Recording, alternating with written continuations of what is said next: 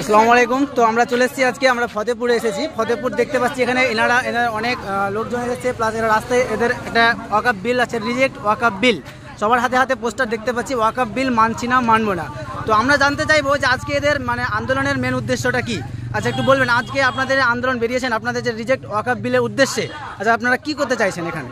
আমরা মূলত চাইছি আমাদের অধিকার ফিরিয়ে নেওয়ার জন্য আমরা এই আন্দোলনে নেমেছি। সেই কারণে যেন আমাদের উপর যে বিল চাপিয়ে দেওয়া হয়েছে জোর করে, তারা ক্ষমতায় আছে, তারা ক্ষমতার জোর করে বিল চাপিয়ে দিয়েছে। সেই বিল প্রত্যাহারের জন্য আজকে আমরা রাস্তায় নেমেছি, এটা আমাদের মূল উদ্দেশ্য। আচ্ছা, আপনারা বলতে চাইছেন যে আপনাদের দাবি হচ্ছে ওয়াকআপ বিলটা রিজেক্ট করার, তাই তো?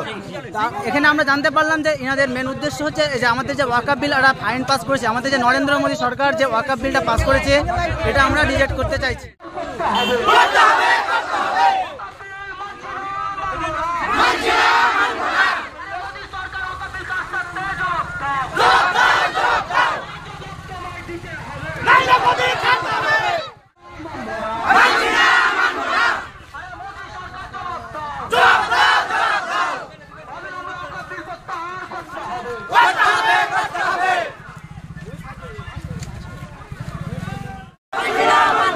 আমাদের ওয়াকআপ বিল নিয়ে যে আমাদের বেরিয়ে পড়েছে দেখতে পাচ্ছেন। তো আজকে আমাদের ফতেপুর থেকে পণ্ডিতপুর গ্রামের ওয়াকআপ বিল, তো আমাদের আজকের এই আন্দোলন আমাদের জারি চলবে, এটাই আমাদের মেন দাবি।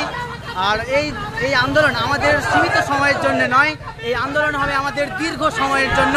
যতদিন পর্যন্ত না আমাদের মোদী সরকার, নরেন্দ্র মোদী সরকার যতদিন পর্যন্ত আমাদের ওয়াকআপ বিল রিজেক্ট করা হচ্ছে, ততদিন পর্যন্ত আমরা এই আন্দোলন করেই যাচ্ছি, করেই যাবো।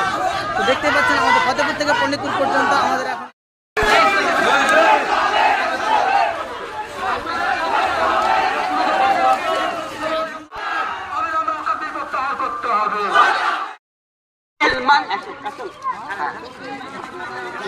ওয়াকআপ বিল মানছি না, মানবো না।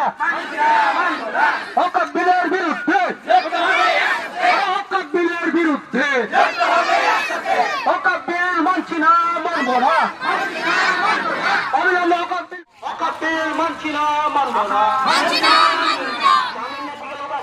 আমরা ঘুরে কাছে দাঁড়াবো, আমরা একটু ঘুরে যাবো, ডান দিকে ঘুরবে, তারপরে আমাদের দলে যোগ করবে। যারা রয়েছে কমিটিতে, যারা ঘরে গিয়ে তারা সজাগ তো আপনারা প্রতিটা মানুষের ছবি আঁকবেন, এমনভাবে ছবি তুলবেন যেন প্রত্যেকটা মানুষ থাকে। এবং আপনারা যারা